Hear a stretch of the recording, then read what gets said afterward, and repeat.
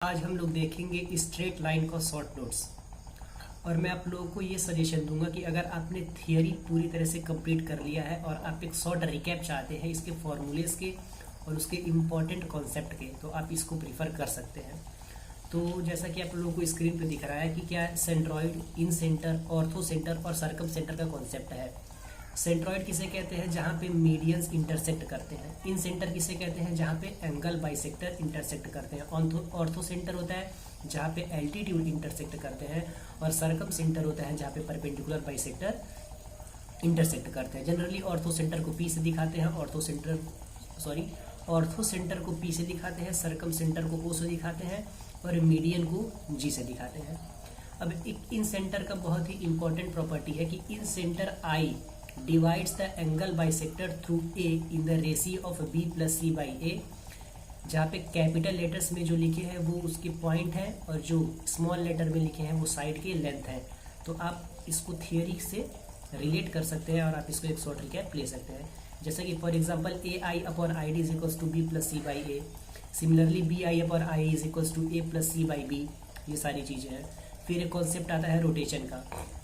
मान लेते हैं कोई पॉइंट है एक एक्स कॉमा स्मॉल वाई, उसको थीटा एंगल से हम लोगों ने रोटेट कर दिया, तो वो न्यू पॉइंट हो गया कैपिटल एक्स और capital Y.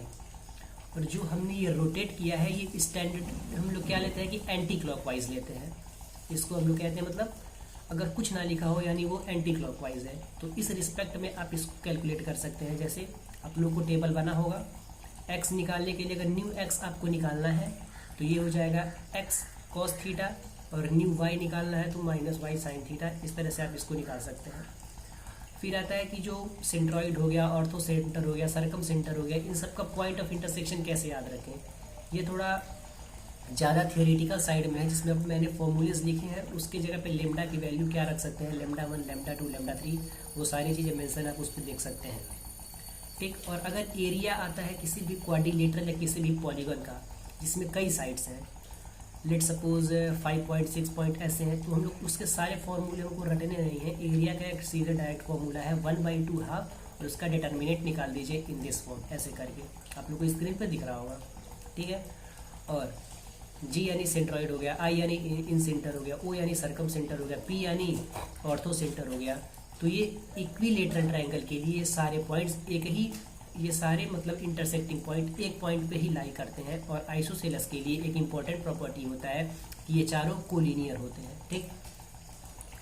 Right angle triangle के लिए ऑर्थो से ओ क्या होता है, उसका मिड पॉइंट होता है हाइपोटेनस का, और पी क्या होता है, उसका परपेंडिकुलर पॉइंट होता है, यानी जहाँ पे वो पी पॉइंट लिखा हुआ है।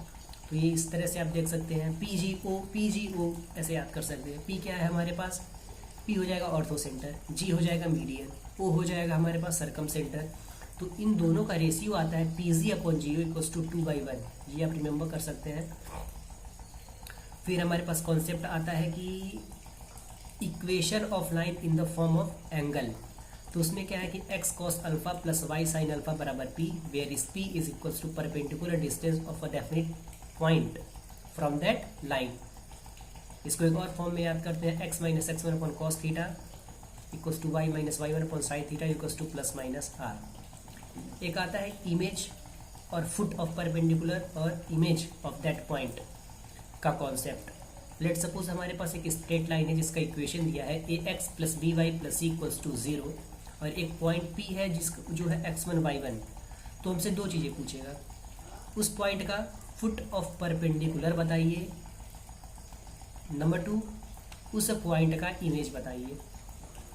तो ये हम लोग के पास एक बहुत कॉमन फॉर्मूला होता है कि लेट सपोज हमसे इमेज पूछा, तो इमेज को मान लेते हैं alpha comma beta. So alpha minus x1 upon A is equals to beta minus y1 upon B is equals to -2 ax1 plus by1 plus c upon a square plus b square. इसमें क्या हमें remember करना है कि नीचे इसमें square root नहीं होता है, इसमें केवल a square plus b square, और आगे 2 लगा हुआ है विद निगेटिव साइन। लेकिन जब इसके फुट ऑफ परपेंडिकुलर की बात करेंगे तो एक मतलब अपने दिमाग में आप एडजस्ट कर सकते हैं कि उसको हाफ कर दीजिए, यानी 2 को हटा दीजिए, केवल minus ax1 plus by1 plus c upon a square plus b square, और सारी चीज़ें वही रहेंगी। ठीक।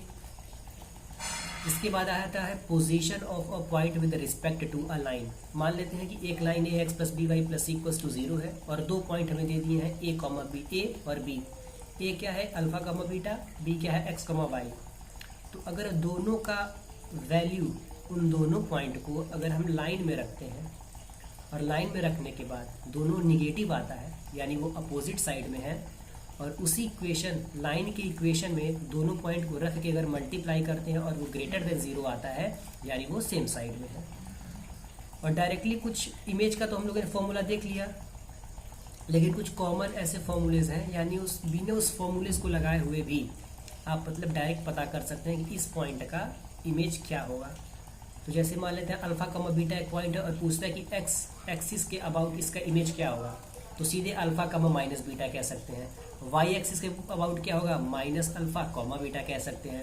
X is equals to y के अबाउट क्या होगा, बीटा कॉमा अल्फा होगा। Y is equals to minus x के about minus beta minus alpha. X equals to k minus alpha comma beta. Y equals to k alpha comma 2k minus beta. तो ये आप याद कर सकते हैं।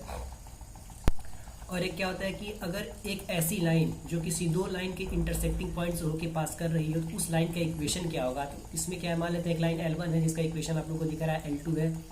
तो इन दोनों के लाइन ऑफ इंटरसेक्शन से पास करने वाली जो लाइन है उसका इक्वेशन होता है L1 plus lambda L2 equals to 0।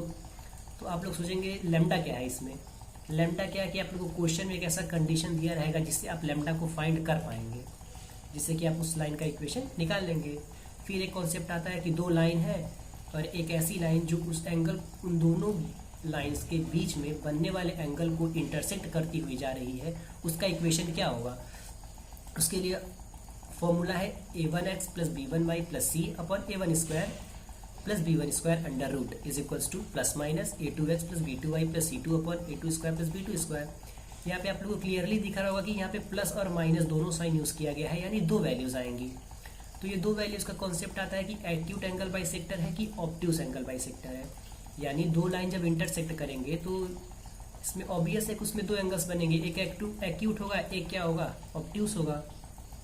ठीक, तो इसमें से एक पॉजिटिव या निगेटिव आप कंडीशन के हिसाब से चेक कर सकते हैं कौन सा एक्यूट है कौन सा ऑब्ट्यूज है। फिर एक आता है पैरेललोग्राम का कॉन्सेप्ट कि अगर उसके चारों साइड्स का इक्वेशन दिया हुआ है in the form of the y equals to mx plus c और आपसे उसका एरिया पूछ रहा है, तो आपको ज़्यादा कॉम्प्लिकेट नहीं करना है। एरिया मीन्स उसको ट्रायंगल में डिवाइड किए बिना भी आप उसको कर सकते हैं। कैसे, direct formula mod of c1 minus c2 into d1 minus d2 upon m1 minus m2। Since क्या होता है कि पैरेललोग्राम का साइड्स पैरेलल होता है तो दो इक्वेशन हमारे पास अलग अलग इक्वेशंस मिलेंगे, उन दोनों इक्वेशन को इस फॉर्मूले में आप रख के इसको निकाल सकते हैं।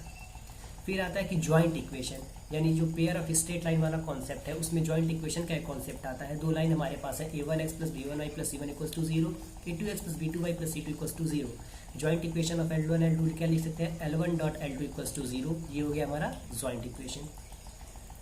फिर एक इंपॉर्टेंट इक्वेशन आता है ax square plus 2hxy plus by square. ये it's represent a pair of straight line passing through origin. यानी अगर दो लाइन है हमारे पास y1 equals to y equals to m1x and y equals to m2x, तो इन दोनों का कंबाइंड इक्वेशन अगर लिखना हो तो लिखेंगे ax square plus 2hxy plus by square.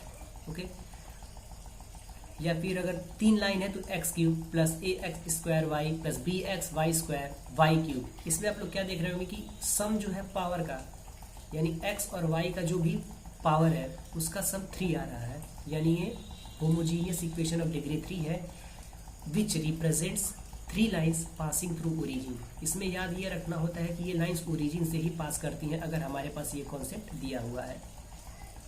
और फिर इस इक्वेशन से कुछ हम लोग वो डिराइव करते हैं, जैसे दो लाइन है अगर कोई पूछता है दोनों का स्लोप बताइए तो इसमें m1 plus m2 equals to minus 2h upon b, m1 m2 equals to a by b। ये सारी चीज़ें हम लोग देख सकते हैं।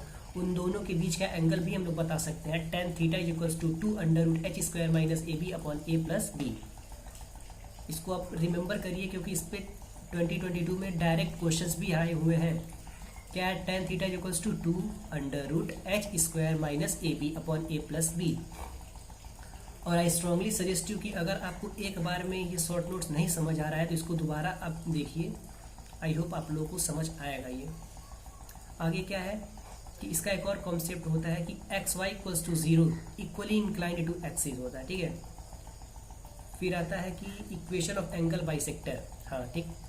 अब a x square plus 2hxy plus B y square है, यानी इसमें दो लाइन ऑब्वियस है, तो एक लाइन इसको ऐसी पूछेगा, उसका इक्वेशन बताइए जो इस दोनों पेयर ऑफ स्ट्रेट लाइन के बीच में बनने वाले एंगल को बाइसेक्ट करे। तो उसके लिए क्या करते हैं, x square minus y square upon a minus b is equals to x y upon h, ये होता है उसकी एंगल बाइसेक्टर का इक्वेशन। ये हो जाएगा हमारा एंगल बाइसेक्टर का इक्वेशन। और फिर हम लोग उसमें स्ट्रेट लाइन में एक परपेंडिकुलर डिस्टेंस का फॉर्मूला पढ़ते हैं कि किसी लाइन से किसी पॉइंट का परपेंडिकुलर डिस्टेंस क्या होगा। उसी तरह पेयर ऑफ स्ट्रेट लाइन से किसी भी पॉइंट का परपेंडिकुलर डिस्टेंस दो तरीके से होगा, यानी दो लाइन है यानी दो परपेंडिकुलर डिस्टेंस, तो उन दोनों का प्रोडक्ट जो होता है उसका हमारे पास फॉर्मूला होता है a x one square plus B y one square plus 2h(x1y1) upon under root a minus b का होल स्क्वायर प्लस 2h का होल स्क्वायर, ठीक। फिर अगर कोई पैरेलल लाइन है, पेयर ऑफ स्ट्रेट लाइन है बट दोनों लाइन अगर पैरेलल आ रही हैं और उनका इक्वेशन दिया है a x square plus 2hxy plus B y square plus 2gx plus 2fy plus c बराबर 0, तो उनके बीच का डिस्टेंस होता है 2 अंडर रूट जी स्क्वायर माइनस ए सी अपॉन 2 इंटू ए प्लस बी। फिर ये चीज़ें भी आपकी हो गई। फिर एक बहुत इंपॉर्टेंट कॉन्सेप्ट आता है, ये इसका डायरेक्ट क्वेश्चन नहीं आता है बट क्वेश्चन सॉल्व करते हुए बहुत ही ज़्यादा इंपॉर्टेंट होता है, बहुत बहुत बहुत इंपॉर्टेंट होता है। Mirror image of A with respect to angle bisector through C और B lies on the side B C. A B C क्या है, आपके पॉइंट है किसके, ट्रायंगल के जो पॉइंट है वो है ए बी सी। तो मिरर इमेज ऑफ ए का mirror image with respect to angle bisector through C और B lies on the side B C. और जो हम लोगों ने एक इक्वेशन देखा है, a x square plus 2hxy plus b g square plus 2gx plus 2fy plus c बराबर 0, तो अगर आपको ये प्रूव करना है कि ये एक स्ट्रेट लाइन ही है तो इसका डिटर्मिनेंट होगा यानी a B c plus 2fgh minus a f square minus b g square minus c h square equals to 0 होना चाहिए। तो ये प्रूव हो जाएगा कि हाँ ये दोनों पेयर ऑफ स्ट्रेट लाइन ही है, क्योंकि आगे चल के भी आप लोग कोनिक सेक्शन पढ़ेंगे तो उसके अलग अलग कंडीशन आते हैं। तो अगर आपको ये प्रूव करना है कि हाँ ये स्ट्रेट लाइन है तो इस चीज़ों को आप देख सकते हैं। फिर एक बहुत इंपॉर्टेंट चीज़ आता है कि to get the point of intersection in the case of pair of lines और in the case of conic. तो अभी आप लोगों ने कोनिक पढ़ा नहीं होगा या आई थिंक पढ़ भी लिया हो। तो अगर हम बात करें पेयर ऑफ स्ट्रेट लाइन की, तो अगर आपको उसका पॉइंट ऑफ इंटरसेक्शन निकालना